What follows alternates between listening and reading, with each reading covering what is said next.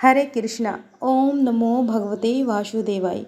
हिंदू धर्म में एकादशी का विशेष महत्व है और सभी एकादशी में देवशयनी एकादशी को सबसे महत्वपूर्ण माना गया है, क्योंकि यह वही खास दिन है जब भगवान विष्णु क्षीर सागर में योग निद्रा में चले जाते हैं और इसी समय से चातुर्मास प्रारंभ हो जाता है। इस दौरान कोई भी शुभ काम जैसे विवाह, गृह प्रवेश आदि नहीं किए जाते हैं। आषाढ़ मास के शुक्ल पक्ष में आने वाली एकादशी है देवशयनी एकादशी, जिसे हरिशयनी एकादशी भी कहते हैं।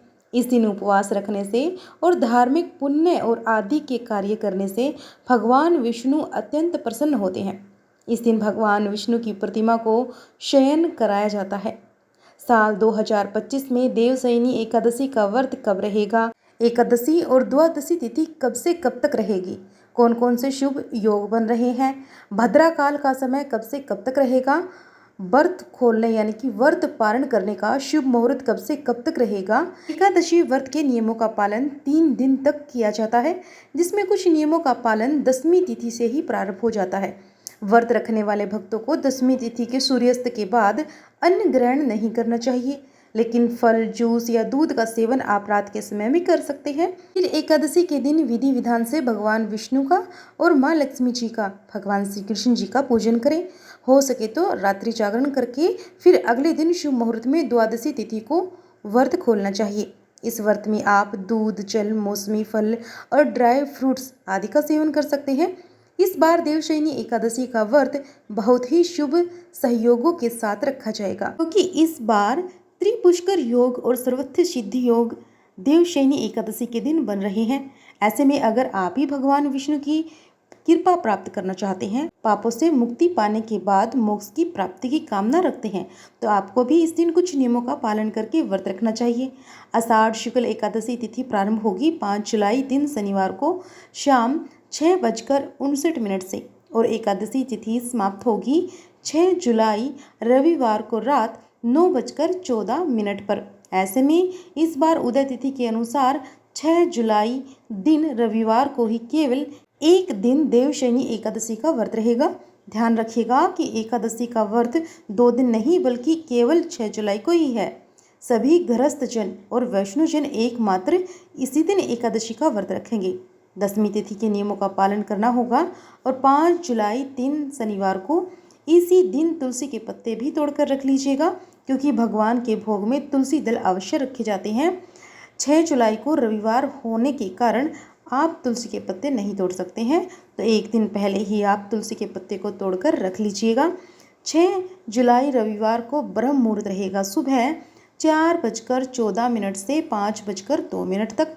सूर्य उदय होगा सुबह 5:50 पर और सूर्यास्त शाम 7:12 पर। अभिजीत मुहूर्त रहेगा दोपहर 12:04 से लेकर 12:58 तक।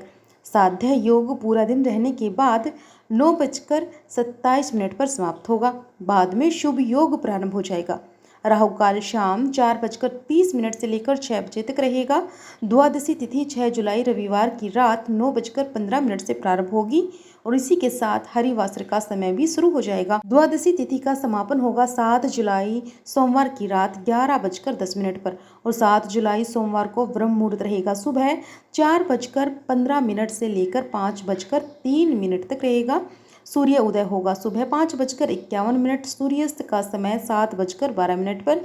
प्रातःकाल पूजा मुहूर्त रहेगा सुबह 4:29 से 5:29 तक। शुभ योग रात 10:03 तक रहेगा और गोधूली मुहूर्त शाम 7:21 से 7:42 तक रहेगा। राहु काल का समय है 7:30 से लेकर 9 बजे तक। जब तक हरिवासर रहता है तब तक इस व्रत को नहीं खोला जाता और हरिवासर इस बार 7 जुलाई सोमवार को सुबह 4 बजे तक समाप्त होगा। देवशयनी एकादशी का व्रत खोला जाएगा 7 जुलाई सोमवार को सुबह 5:29 से लेकर 8:36 के बीच में। व्रत पारण मुहूर्त आपको शुभ और निर्धारित मुहूर्त के अंदर ही करना चाहिए और इस बार 6 जुलाई रविवार को यानी देवशयनी एकादशी के दिन भद्रा लग रही है और भद्रा का समय रहेगा सुबह 8:08 से लेकर रात 9:14 तक। लेकिन इस बार भद्रा का वास पाताल लोक में रहेगा, इसलिए धरती लोक पर भद्रा का कोई अशुभ प्रभाव नहीं होगा। तो आप जैसे चाहें वैसे पूजा कर सकते हैं। अगर आपको यह हमारी वीडियो अच्छी लगी हो तो वीडियो को लाइक करके शेयर अवश्य कीजिएगा। अगर आप हमारे चैनल पर नए हैं तो हमारे चैनल को सब्सक्राइब जरूर कीजिएगा। हर हर महादेव।